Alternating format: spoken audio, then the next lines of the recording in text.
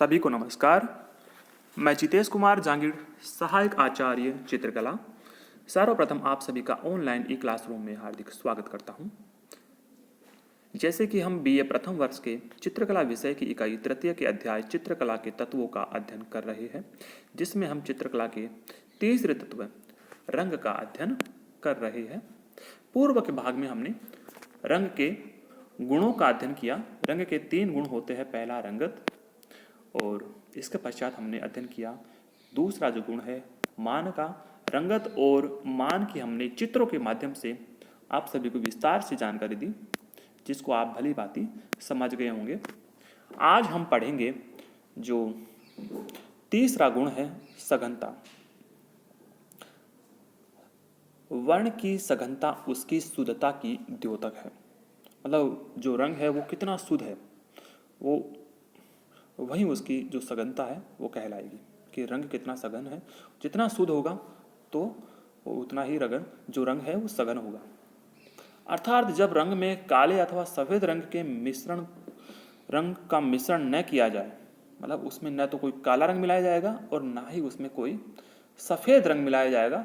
जो रंग जैसा है त्यों का त्यों वो रंग होता है और वो रंग उतना ही सघन होगा। उसमें कोई काले और सफ़ेद की मात्रा नहीं होगी। इन दोनों के मिश्रण से रंगत की शुद्धता समाप्त हो जाती है। किसी भी रंग में अगर सफ़ेद मिला देंगे या काला रंग मिला देंगे या कोई अन्य रंग भी मिला देंगे ना, तो वो जो रंग है उसकी शुद्धता है वो कम हो जाती है, घट जाती है। वो रंग सघन नहीं होगा। जैसे गुलाबी अथवा कत्थई जो काले और सफ़ेद रंग के मिश्रण से बनते हैं। जैसे लाल रंग में अगर हमने सफ़ेद रंग मिलाया तो वह गुलाबीपन उसमें आ जाता है, और अगर उसमें हम काला रंग मिलाते हैं तो कत्थई या भूरे रंग का हमें दिखाई देता है। मतलब वो रंग सघन वर्ण नहीं है। जैसे गुलाबी अथवा कत्थई की अपेक्षा लाल रंग में अधिक सघनता होती है।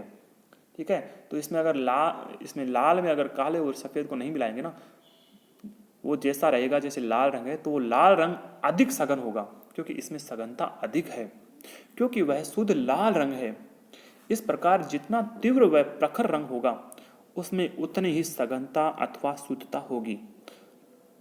जैसे अब आप जानेंगे होंगे कि मार्केट में बहुत सारी वस्तुएं मिलती हैं, ठीक है, और राशन की जो सामग्री होती है उनमें दुकानदार अगर मिलावट कर देता है तो वो जो चीज़ है, जो सामग्री है, वो हमें शुद्ध रूप में प्राप्त नहीं होती है, वो मिलावट में प्राप्त होती है।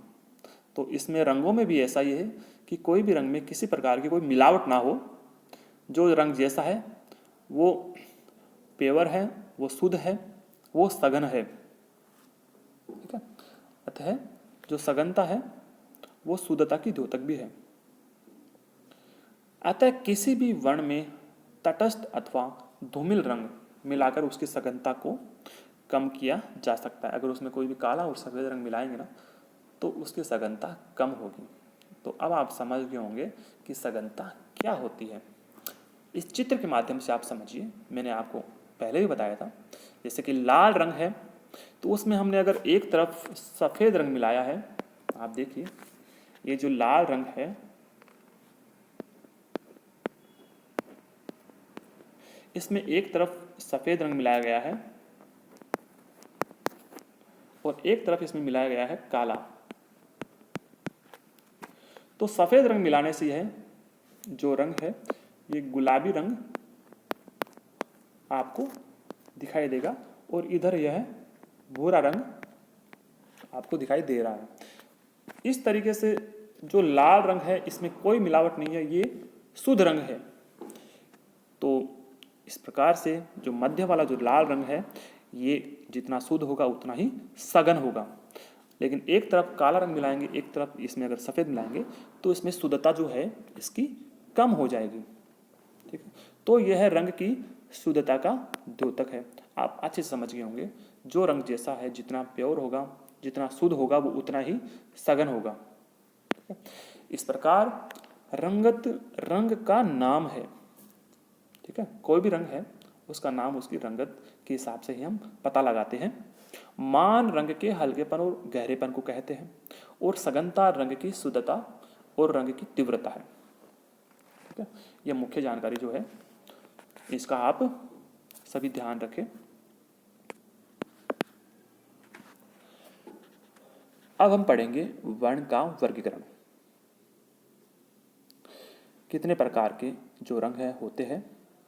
मनोविज्ञान एवं शरीर विज्ञान की दृष्टि से वर्णों की विभिन्न संख्याएं निर्धारित की गई है। मतलब जो वर्ण है वो बहुत प्रकार के होते हैं, हजारों प्रकार के रंग होते हैं।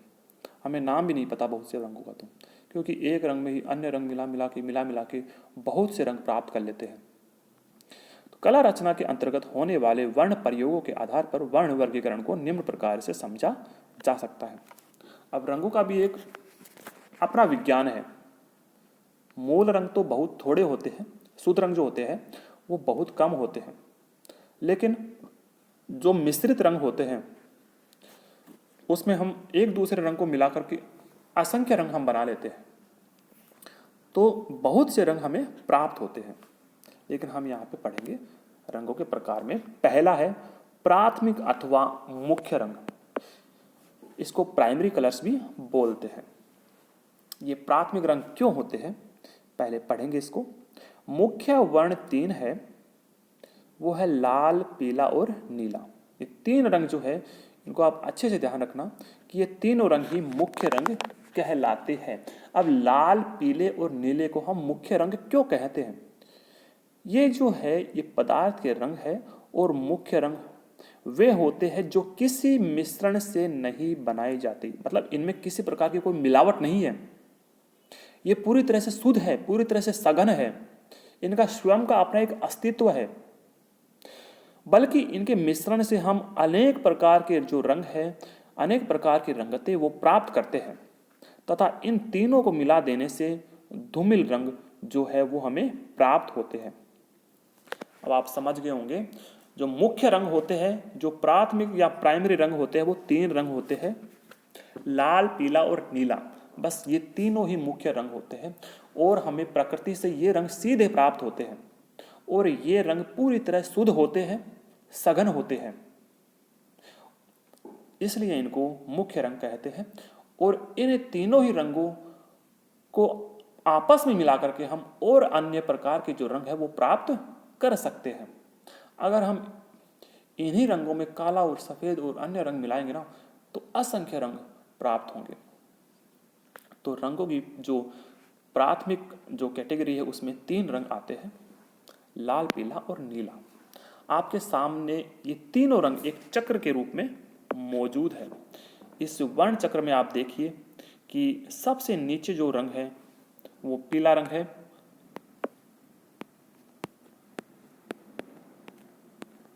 और एक तरफ है इसमें दाईं तरफ नीला रंग, और एक तरफ इसमें है लाल। इस प्रकार से ये 3 प्रकार के जो रंग है, ये तीनों रंग पूरी तरह शुद्ध रंग है। मतलब किसी दूसरे रंग के मिश्रण से इन रंगों को तैयार नहीं कर सकते। ये ध्यान रखना, अगर हमें पीला रंग तैयार करना है तो हम किसी अन्य रंग के मिश्रण से हम तैयार नहीं कर सकते, क्योंकि ये प्रकृति से हमें सीधे प्राप्त होते हैं। इनका स्वयं का अपना अस्तित्व होता है, ये पदार्थ के गुण होते हैं, ये हमें सीधे प्रकृति से प्राप्त होते हैं। ठीक है, तो अब आप समझ गए होंगे कि कौन कौन से रंग जो है वो प्राथमिक रंग होते हैं। अब हम पढ़ेंगे द्वितीयक रंग। द्वितीयक रंग जो है वो किन्हीं भी 2 प्राथमिक रंगतों के मिश्रण से प्राप्त रंगत द्वितीयक रंगत कहलाती है। अब कोई 2 प्राथमिक रंग, उनको आपस में अगर हम मिलाएंगे, उसके बाद जो तीसरा रंग बनेगा वो द्वितीय रंग कहलाएगा। जैसे अब हम इन रंगों का आपस में मिश्रण करते हैं। ठीक है, जैसे आप देख रहे हैं यहाँ पर कि प्राथमिक जो रंग है ये एक तरफ है, ये सभी जो रंग है ये प्राथमिक रंग है। और इन प्राथमिक रंगों को हमने एक दूसरे में मिश्रित किया। जैसे पहला है इसमें पीला रंग और लाल रंग। पीले और लाल को आपस में अगर हम मिलाएंगे तो हमें नारंगी जो रंग है वो प्राप्त होगा। ठीक है, अब ये जो नारंगी रंग है ये है द्वितीयक रंग। बात हम कर रहे हैं द्वितीयक रंग की। तो दो प्राथमिक रंगतों के मिश्रण से प्राप्त जो रंगत होगी वो द्वितीयक रंग कहलाती है। अब इन दोनों रंगों को हम मिलाएंगे तो तीसरा रंग हम प्राप्त करेंगे नारंगी। तो नारंगी रंग द्वितीयक रंगत कहलाती है। इस प्रकार से दूसरे चरण में हम पीले और नीले को मिलाएंगे तो इन दोनों के मिश्रण से एक तीसरा रंग तैयार होगा हरा। इस प्रकार से इन दोनों पीले और नीले प्राथमिक रंगतों के मिश्रण से हमने जो द्वितीयक रंगत प्राप्त करी है वो है हरे रंग की। तो हरा रंग द्वितीयक रंग कहलाएगा। इसी प्रकार से लाल और तीसरा है लाल और नीला, इनको हम आपस में मिला देंगे तो हम जो अन्य रंग प्राप्त करेंगे वो है बैंगनी। इस प्रकार से जो बैंगनी रंग है वो द्वितीयक रंग कहलाएगा। अब आप अच्छे से समझ गए होंगे कि किन्हीं दो प्राथमिक रंगों के आपस में मिश्रण से जो अन्य रंग प्राप्त होता है वो द्वितीयक रंग कहलाता है। उदाहरण के लिए पीले में लाल मिलाएंगे तो नारंगी, और पीले में नीला मिलाएंगे तो हरा, और लाल में नीला मिलाएंगे तो बैंगनी रंग। इस प्रकार से नारंगी, हरा और बैंगनी ये तीनों ही रंग द्वितीयक रंग कहलाते हैं। इस प्रकार द्वितीयक रंगतों के भी आपस में मिश्रण से अनेक प्रकार की जो रंगतें हैं वो प्राप्त हो सकती है, और वर्ण चक्र में इनकी स्थिति दो प्राथमिक रंगों के मध्य होती है। मतलब इन द्वितीयक रंगों को भी अगर हम आपस में मिलाएंगे तो इनसे भी हम विभिन्न प्रकार की जो रंगतें हैं वो प्राप्त कर सकते हैं। आगे हम इसको चित्र के द्वारा हम समझेंगे। आज के लिए इतना ही, आगे हम अगले भाग में अध्ययन करेंगे। धन्यवाद।